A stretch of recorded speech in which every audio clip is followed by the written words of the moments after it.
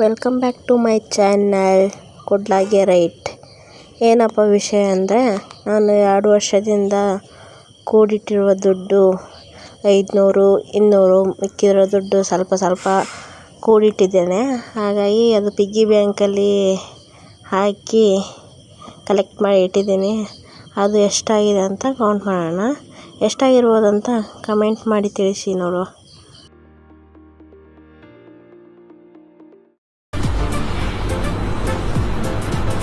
ಅಷ್ಟೇ.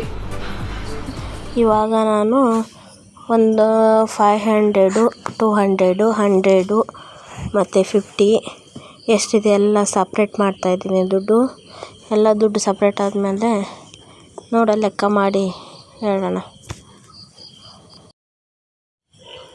ಇಷ್ಟಾಗಿದೆ collect ಮಾಡಿರೋದೆಲ್ಲ separate ಮಾಡಿದಾದಮೇಲೆ ಎಷ್ಟಾಗಿರ್ಬೋದು ಅಂತ comment ಮಾಡಿ.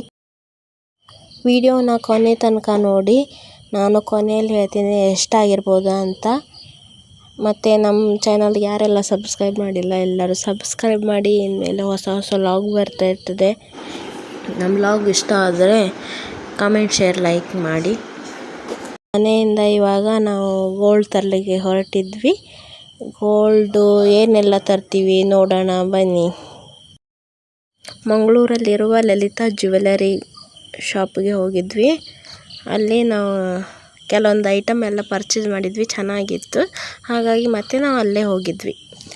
ನಾನು 2 ಅಥವಾ 3 ಗ್ರಾಮಲ್ಲಿ ನೋಡಲಿಕ್ಕಿದ್ವಿ, ಯಾಕಂದರೆ ನನ್ನ ಹತ್ರ ಅಷ್ಟೇ ಬಜೆಟ್ ಇರೋದು.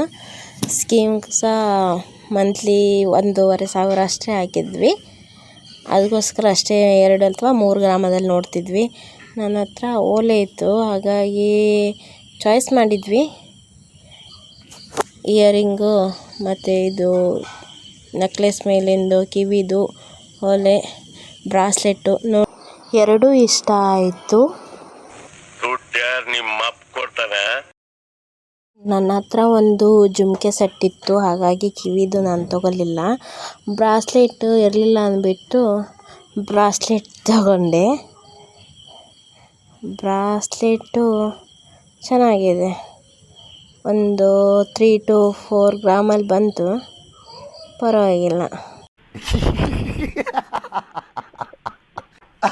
ಫೈನಲಿ ನಾನು ಬ್ರಾಸ್ಲೆಟ್ ಚೂಸ್ ಮಾಡಿ ತಗೊಂಡೆ. ಅದೆಲ್ಲ ದುಡ್ಡು ಕೊಟ್ಟು ಕೌಂಟ್ ಮಾಡ್ತಾಯಿದ್ದೀನಿ ನೋಡಿ, ನಾನು ಕೂಡಿಟ್ಟಿರುವ ದುಡ್ಡು.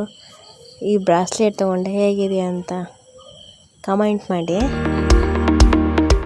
ಲಲಿತಾ ಜ್ಯುವೆಲರಿದಲ್ಲಿ 11 ತಿಂಗಳದ್ದು ಸ್ಕೀಮ್ ಮಾಡಿದ್ವಿ.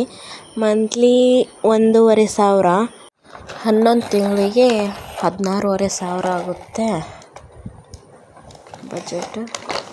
ಅಲ್ಲಿ ನಾವು ಕೂಡಿಟ್ಟಿರೋದು ಒಂದು 23,500 ಆಗಿತ್ತು. ಟೋಟಲಾಗಿ 40,000 ಕೊಟ್ಟು ಬ್ರಾಸ್ಲೆಟ್ ತೊಗೊಂಡ್ವಿ. ನನ್ನ ಮಗ ಕಿರಿಕಿರಿ ಮಾಡ್ತಿದ್ದಾನೆ, ಸ್ವಲ್ಪ ಅಡ್ಜಸ್ಟ್ ಮಾಡ್ಕೊಳ್ಳಿ.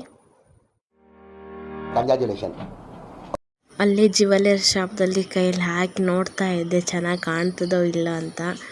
ಚೆನ್ನಾಗಿ ಕಾಣ್ತಿತ್ತು. ಹಾಗೆ ವಂಕಿ ರಿಂಗು ಸಹ ಇತ್ತಲ್ಲ, ಅದರೊಟ್ಟಿಗೆ ಚೆನ್ನಾಗಿ ಕಾಣ್ತಿದೆ. ಇಲ್ಲಿಗೆ ವಿಡಿಯೋ ಎಂಡ್ ಮಾಡ್ತಾಯಿದ್ದೀನಿ. ಧನ್ಯವಾದಗಳು.